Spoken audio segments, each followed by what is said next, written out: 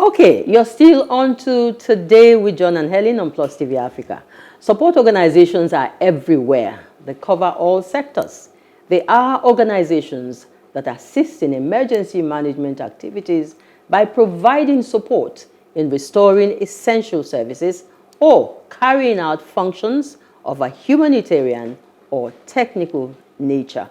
Sounds like you went to school for that, Helen. Somehow, John. Okay, good. You really captured it all. Thank you. So, our first guest will help us with a global outlook, while Ferron, the lifestyle and wellness host, will take the task of breaking down sexual abuse support with her guest. Now, moving to the main conversation, which centers around support organizations, it's time to meet our first guest, who is in the thick of the business of rendering support to others, especially widows. Our guest is Apostle Eunice, wait for it, Oborevwori.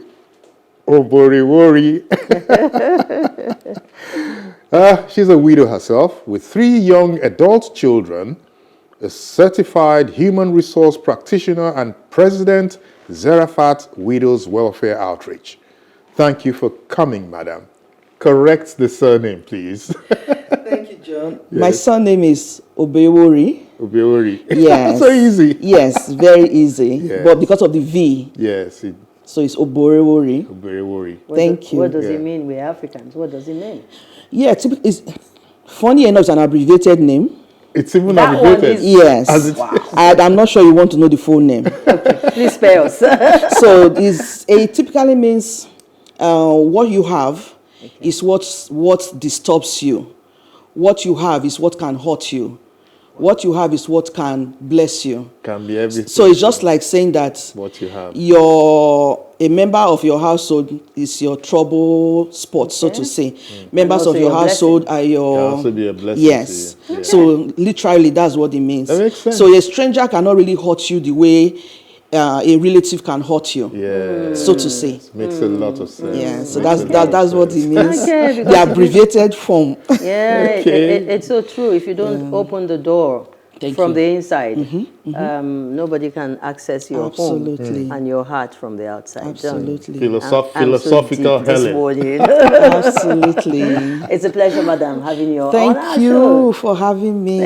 Thank you. Okay, so as we take on the role of support organizations on today's show, would like for you to start this way by defining that space for us, as a professional that you are. I have tried to do mine from the novice point of view. As a professional and a practitioner, kindly define what support organizations mean. Okay, from my understanding, support organizations cater to, speak to, address the issues of the less privileged, the vulnerable in our midst. Regardless of where you're from, you will always have this set of people in your midst, in your communities. So support organizations are intentional ways of addressing the issues of these people, giving them a voice, so to say, having channels and structures in place to take care of them in the way that will not make them feel less human or less valued. Okay. I like that. And you see, the operational word there is intentional. Sure. Yeah, it's intentional, so that you gear all of your efforts towards a particular goal, providing a particular solution to peculiar needs. So that's the professional angle, and that's why we asked you. That's why she's here. That's why you're here. So that's the professional angle. Thank you. You will agree also that many people and perhaps groups, start off initiatives purely on maybe sentimental grounds and all of that. So tell me, how do they transit from sentiment to professionalism. Thank you, John. Does it sound like you? Yes, I think a bit, yes. You can't deny the fact that sentiments are involved. When we talk about this category of people, when we talk about support organizations for vulnerable people, less privileged people, widows, orphans, the elderly, even some missions, emotions are involved. Because if the emotions are not involved, you won't have the passion for what you are doing or what you want to go into. So I think from my own perspective, it starts with emotions. It starts with your emotions being involved, being triggered. Your compassion being triggered towards these people. And maybe like for me, it was also triggered by personal experiences. So emotions are involved. But you can't stop with just emotions. You can't stop at sentiments. You can't stop at just the passion. You have to be professionally equipped. You have to be professionally equipped to do what you are doing. You have to study. You have to have emotional intelligence. Yes. You have to demonstrate emotional intelligence for you to be able to support optimally these people that we are discussing today. Yes. So I think it grows from emotion. It grows from emotions. It grows from your passion. It grows from compassion into emotional intelligence, into gaining some skills, counseling skills, involving the right people. Okay. All right. So we know that you are the president, of one of those organizations and is registered by government. Yeah. Would like to know, how does government come in? What does government require, or what government requirement do we need to set up a support organization? Okay, thank you, Ellen. My organization, Zarephath Widows Welfare Outreach, you just mentioned, is fully registered with the Corporate Affairs Commission. And we went through the processes, the cumbersome processes of getting registered, certified, approved. Because, like I mentioned earlier, this all was triggered by emotions, by my passion, by compassion. Yeah. But I went a step further because of my professional background, certification. I am a certified human resources practitioner. Okay. And with that background, I decided that whatever I'm doing has to be certified by the government. And of course, it's already certified by God, because I got the backing of God before I started in a more intentional way. So I have to be certified with the law of the land. I have to get the proper certification to start doing what I'm doing professionally, not just being moved by emotions or by the whims of the day or how I feel per day. Okay, so, you actually use the word cumbersome. Because for a lot of women or for a lot of people, from personal experience, they would like to go into helping others, When you say cumbersome, how cumbersome is it? And is it likely to deter some people who would want to step into this shoes? Absolutely, Ellen. Absolutely. It's quite cumbersome because I understand that there are new regulations with the Corporate Affairs Commission, and it made it more cumbersome. I will just do a summary. Okay. First of all, you have to get the name approved. Yes. In my own case, by the leading of God, I got the name I actually got for the organization, for the outreach. When I sent it in, it was not approved. Okay, I prayerfully got another name. It wasn't approved. And these are not within 1 day, 2 days. Sometimes it takes like a week or sometimes 2 weeks before they come back to you that your name is not approved. Not available. Thank you, that's the word. Yes. Not available. You get another name, because I wanted to give up. I have to be very honest with you. I wanted to give up with the registration process. That let me just beyond the name? Yes. Let me just do what I'm doing. So I think we did and my lawyer was very experienced and also very patient. He was even the one encouraging me, Madam, bring another name. So we did it like 4 times, maybe the 5th time. The 5th one, it was even the one that got the name together. I said, please do what you need to do. And it was available. That is just one stage. Yes. Once the name was available, approved and signed, and we were given the go-ahead by the Corporate Affairs Commission, it went to the next stage of, I don't know the details. Those are legal stuff. Okay. It went to, they were doing their back stuff and getting everything approved. And it took a while. It took a while. I know that I will have to call my lawyer. What is going on? And he will give me some updates that I can share or I can share online. And they were not very, very encouraging stuff. So you are right that some people might want to get their NGOs registered to be on the right side of the law, to do things professionally, but not everybody have the patience or the resources to get this done. Or some might even get involved with, I don't want to use quack lawyers. If you don't get a lawyer that is experienced in this business, you might not be able to just get to the end of the process. Because I know my lawyer was encouraging me that we are on the right track. Give it time, give it time, give it time, give it time. Then all of a sudden, I wasn't even expecting it. I got an email. He sent it to me. We are good to go. Everything is approved. NGO is approved. So it's cumbersome. It might discourage some people. It might deter some people. It might slow down some people. But you need to persist. You need to persist because that is the right way to go. Yeah, that's the right way to go. That is the right way to go. You need to have it. Have your NGO. You have to have the law backing it. Even if you are spiritual about it as well, you have to have the law of the land backing what you're doing. And that is the point. That really you have to have the law of the land backing every move that you take. Absolutely, I agree with you. Obviously, there's a glut in the market, so to speak, especially with the, number of NGOs and such organizations managing widows and supporting victims of domestic violence. They have so many of them. Are there any controls in place for self-regulation, by these support organizations, apart from what government is doing?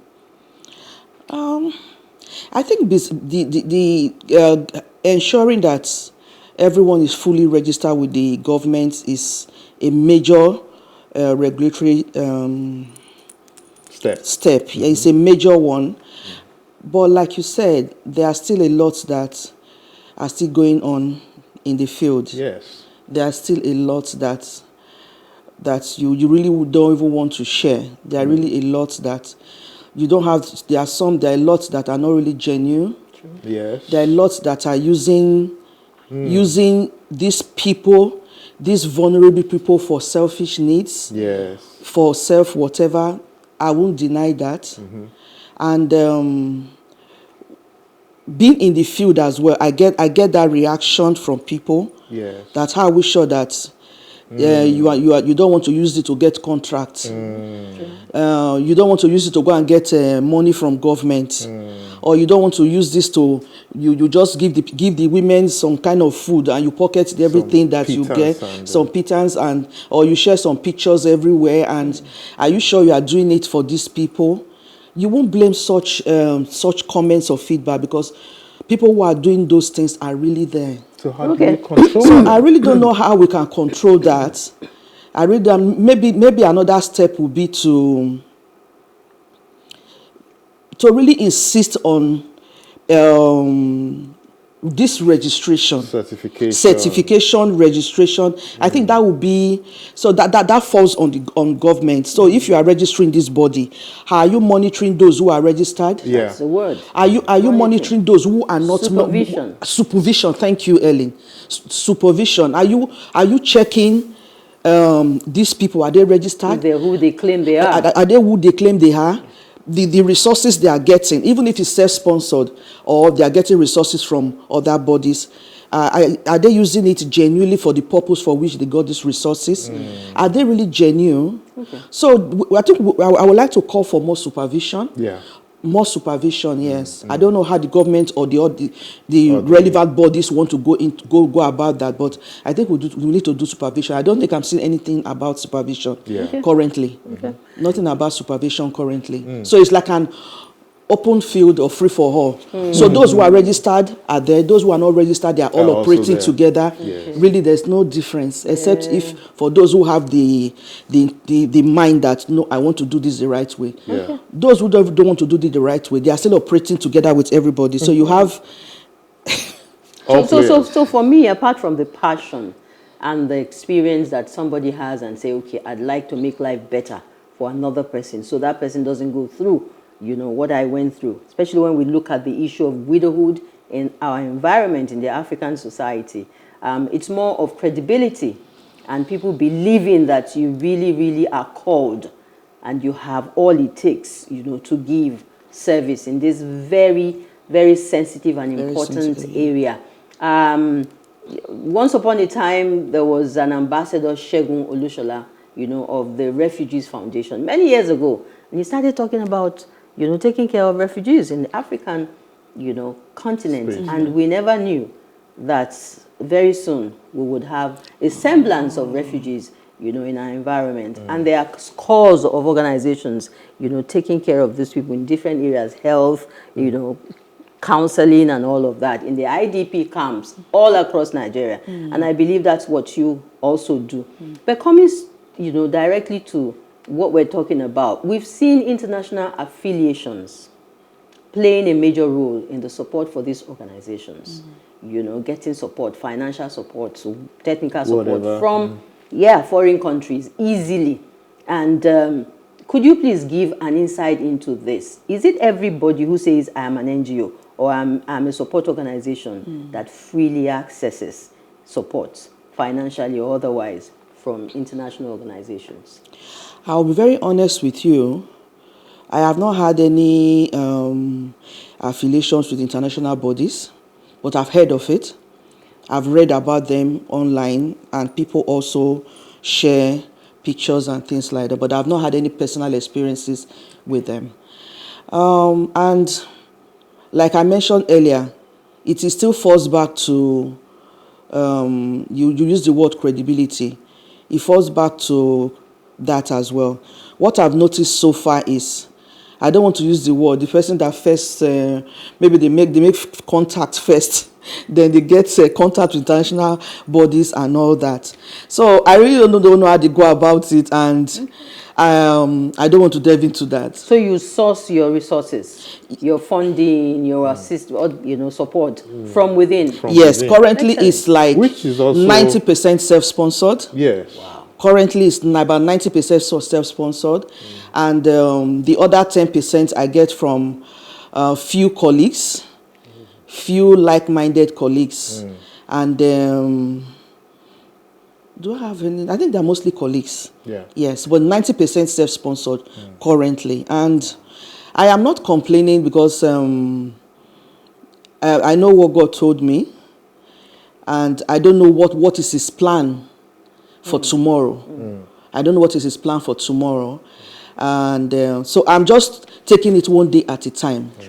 Which means that if we look deep enough, we will find support within our shores. Sure. Without having to go Definitely, However, yes. that doesn't take away from the importance of some of those well-established, international bodies that we all know about, who come in now and again. For collaborations. Yeah, interesting. Yeah. So now, let's turn our attention to the widows themselves.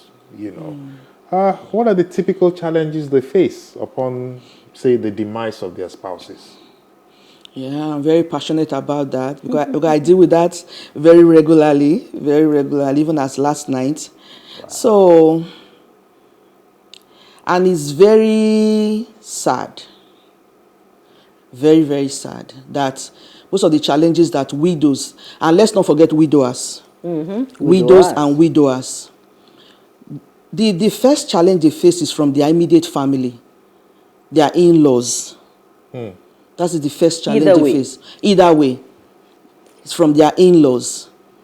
So currently I have a case of a widow who, before the man passed on, her husband passed on, they were living in the family house for years. The reason, I don't know.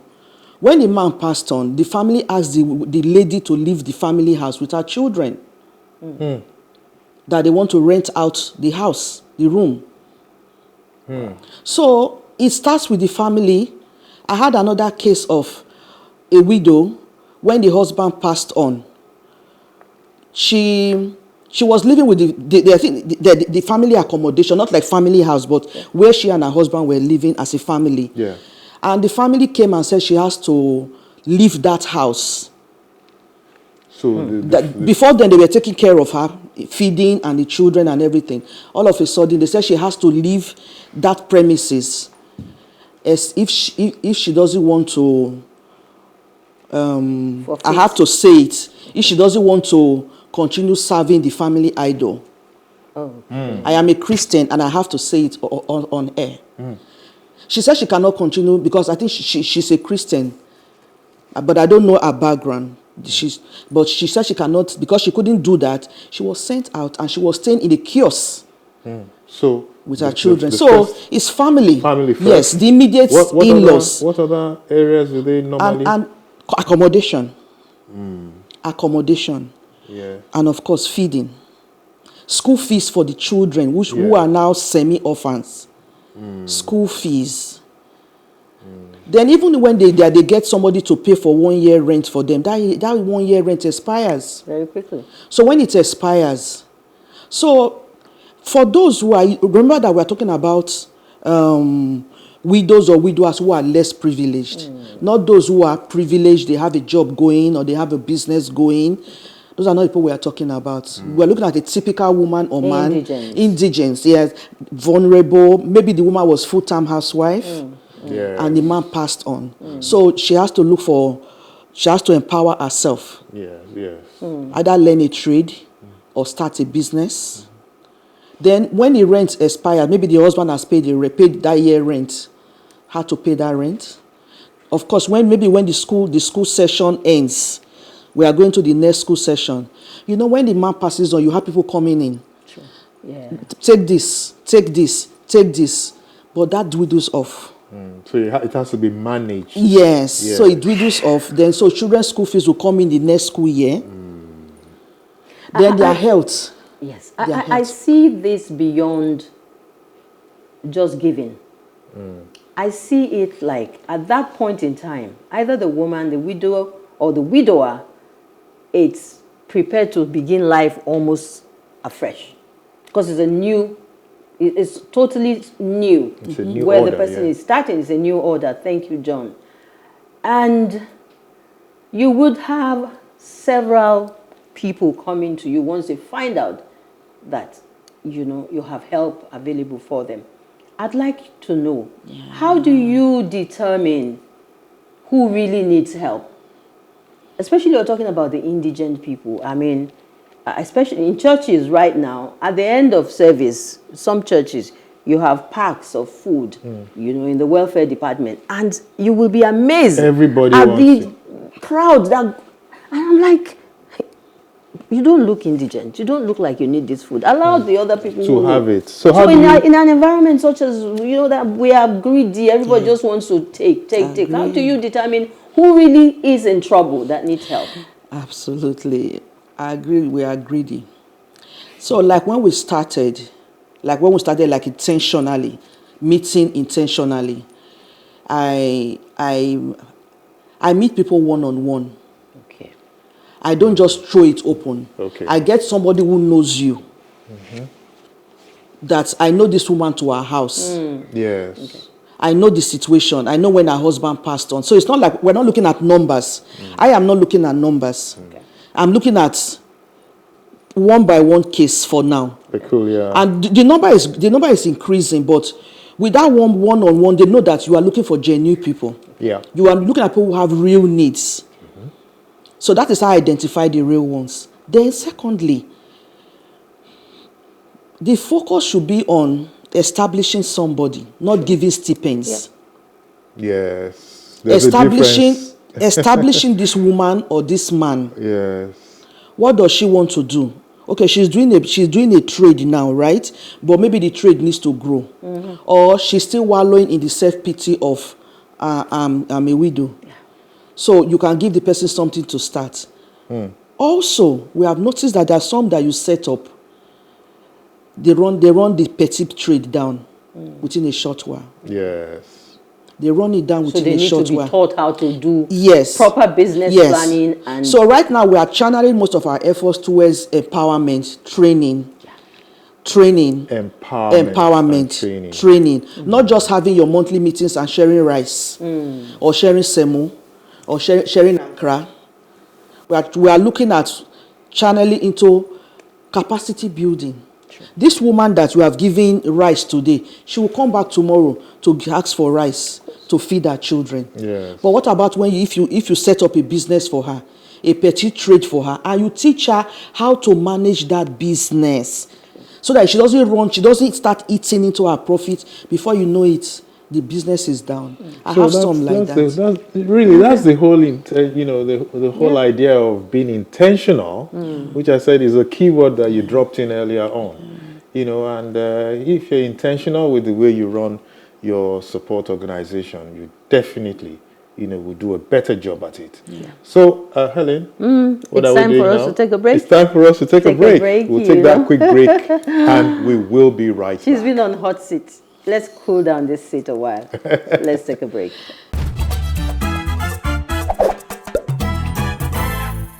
Always a pleasure to be on the show. It's called Today with John and Helen on PlusTvAfrica, channel 408 on DSTV. And this morning, our focus is on support organizations. Help me there. Support organizations. Yes, I've had a lot of insight from the guests this morning that I'm a bit emotionally attached to this support organizations. And on this segment, we're looking at the plight of the widows and how we can support them through these organizations. Widows' problems, is what we're talking about. And Madam, thank you so much for being a part of today's show. Thank you. Now, the problems of widows, they range from psychological to financial to spiritual and what have you. Kindly tell us how much the Nigerian social system, specifically the social system in Nigeria, how much has it helped in solving the widow's problem? Thank you again, Helen. That's a very deep question. I know for a fact that there are not very many support systems for widows and widowers around us. We have a lot of focus on orphans. We have fewer support systems for widows and widowers, and with our culture, there's a lot that a widow or widower they go through. I don't want to mention cultures, but we all understand what we are saying. When a woman, her husband passes on, sometimes they'll say, maybe it's the woman that killed the husband. Or in some culture, if a woman passes on, they'll say it's her husband that killed her. Go and bring our daughter for us, or do this or do that before you can bury our daughter. So you have a lot around the widows and widowers that's psychological, spiritual, of course, financial, economical. Yeah. So I don't think we have enough right now that is focusing on those people intentionally, not like haphazardly, planned organizations that take care of the needs of these people, and their needs are diverse. Even just talking to them is something. So we have the counseling aspect of it, and that takes care of the psychological part. Because by the time they go through all those cultural challenges, those things that they go through after the spouse has passed on, it takes them a while for them to settle down and say, okay, I want to think about how I want to look after my children, if children are involved. It takes a while for them to get out of that and be able to focus on what's the next step. And time doesn't wait for anyone. Time is going. Meanwhile, this widow or widower is trying to see how he or she can come out of that situation psychologically. You can see somebody smiling, but they're not okay inside. Yeah, and sometimes you get stuck in that bubble. Yes. That may just start your own decline too. Thank you. Until somebody comes in to pull you out of that state. Yeah. So I think we need more. We're not doing enough in that sector right now. I tend to like when I became more intentional about mine, people were saying that, so we have things like this, we have things like this, we have things like this, we have things like this. We are not very many. Widows and all, orphans and all that, domestic violence, you have a lot around that, but there's a lot around widows and widows that we are not really... That hasn't been touched. You have the stigma part of it. And it's a lot. It's a lot. Yes. I mean, the way it's a lot. With the picture you've painted, it really must be a lot. Yes, it's a lot. Now, I want to ask you something. You know, given our culture and traditions, which you've touched on a bit, and the structuring of the family system, the family unit, as so to speak, don't you think the first place for widows and others seeking support should be the family? That is the ideal thing. So our advocacy should really start from the family, the immediate family. What happens if somebody, a spouse passes on? What should be our support? Yes. Even your own siblings, because I don't just do outreaches like a crowd. I engage with them one-on-one. One-on-one, yes. Even if I don't engage with them during the outreach or after the outreach, I have their numbers. I engage with them, and the feedback you get is... I was speaking with one last night. She said when her husband passed on initially, our family, that is, she was talking about her siblings now. Family. Our immediate siblings, not even our in-laws. Not even in-laws, our own siblings, that they were very forthcoming. But she said, but now if she calls them, they'll say, I hope no problem. You're on your own now. Thank you. So she's not really encouraged to go to them, and she has a medical case. Oh dear. She has an ongoing medical case that is really very touching. That she said she cannot. She's not encouraged to. I agree, they all have their own issues as well. Yes. So we need advocacy around the immediate family, because if your immediate family cannot really support you, where would you get help? Yes. Where? So we need the immediate family, then of course the in-laws. Okay. The in-laws, or whether you say ex-in-laws. In-laws are in-laws. In-laws are in-laws. Yes. So. Okay. Well, that's where the support should start from. Yes. Unfortunately, not a lot comes from there. Yeah. We're also looking at the fact that most support organizations seem to concentrate on urban areas. What are we doing? Don't you think that we should be looking at the interests of the widows and the widowers in the rural areas? Helen, you hit the nail on the head, like they say. The real ones don't focus on the urban areas. We have a branch in Efron, Delta State. I am from there. So I reach out to my home place. And we hope to grow. Yeah. And I know a couple of people who are going into the rural areas. You don't see much of them in the urban side. So I agree that we have more focus on the urban area right now, but those who are really passionate about what they are doing, they will not focus on the urban areas alone. Because in the rural areas, even where they cannot even speak your English, they are there. And they have similar needs. Whether they can speak English or they cannot speak English, the needs are the same. The challenges are the same. It may be even more. Yes. Maybe even more in the rural areas. So we need to is it decamp or deconcentrate and move a bit, de-emphasize, yes, and move a bit into the rural areas and have more impact there and show more love there. Show more love, because those ones there, they really don't. If you move into the rural areas, you are really being more intentional. You are really being more deliberate. You are being more sacrificial. Yeah. You are moving out of your comfort zone. And really, that really is it. You know, comfort zone. Yes, once upon a time, that was across board, like the special project or the pet project of most governors' wives. You know, I really don't know how much of the lives of the rural women and the men, or widows and widowers, that they touched. But I know that once upon a time, that was the in thing, you know, for the first ladies in the States to pet pick projects, on, and for widows and for orphans. And it made an impact. They always look forward to things like that. So it gives them hope. even if we say, okay, it's politically motivated, but those people are the grassroots that you are reaching, you are touching. It's a positive impact. It's something they look forward to. Okay. All right. Now, I'm trying. We're almost winding down. I'm trying to, kind of put all of this together, and it's.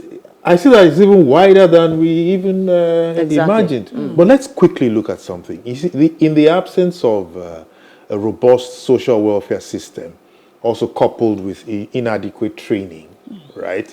We seem to have created a gap in the system. If we had all of that, we would have been able to, close up that gap and maybe achieve a lot more. How much do you think this may have helped, in covering us as a community, if we had a more organized social welfare system? And how can we go about that? Yeah, how can we go about that? Very quickly. Please. Yeah, that is like revamping our system.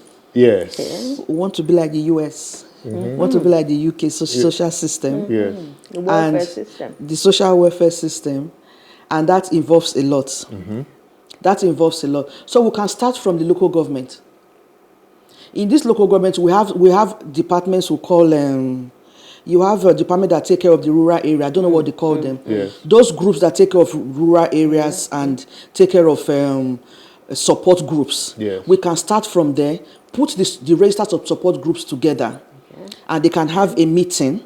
They can start from there. They can be trained. They can have a brainstorming session and put some things in place and be trained, and they move out. Wow. So that when you, an individual who is interested in helping, gets into You an know where environment to go, like yes. that, You know where to go. Yes. There's a list of Yes. places Yes. and people to reach out to. And that will also sift out those who are not eligible, who are not real, who don't have genuine needs, or those who are just greedy, and those who are not qualified, so And to see say. how you just brought out the solution. I hope other people are thinking like this. Thank you, John. Thank you so much. Thank you, Apostle Ellie. Eunice. Thank you. Yes. We really wish that we had more time to Yes. find out your experience. You're a testifier. You went through this. Yes. And it was part of what made you to start this organization. Maybe another opportunity will afford us that window to learn more about you, when your husband passed and what actually triggered, for you to set up this organization. If you will have for me. today. If you will have Thank me. you. Thank you. Thank you so Ellie. much for Thank you. standing up and delivering, succor She's sitting down. to to a lot of people. So, Thank you. God bless you. Amen. Thank up you. next, God bless you. Dolly, our Keep Fit instructor, will take us away from the studio to her world. And as soon as Dolly is through, Pharaoh Oborevwori is back on her bait, and her guest will be with her.